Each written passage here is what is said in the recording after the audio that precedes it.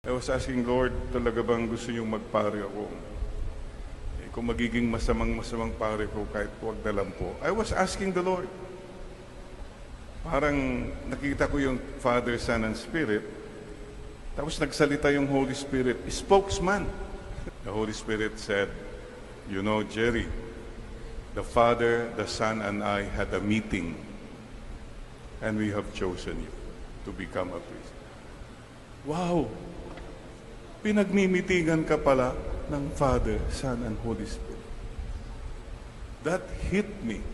Who am I? Kapatid, don't you know na pinagmimitingan ka ni Lord, Father, Son, and Spirit, ano man pinagdadaanan mo? Right now, siguro the Father, Son, and Spirit are saying, oh, medyo nawawalan na siya ng gana. They are concerned about it. Please don't forget that. Mahal ka ng Ama, ng Anak, at ng Espiritu Santo.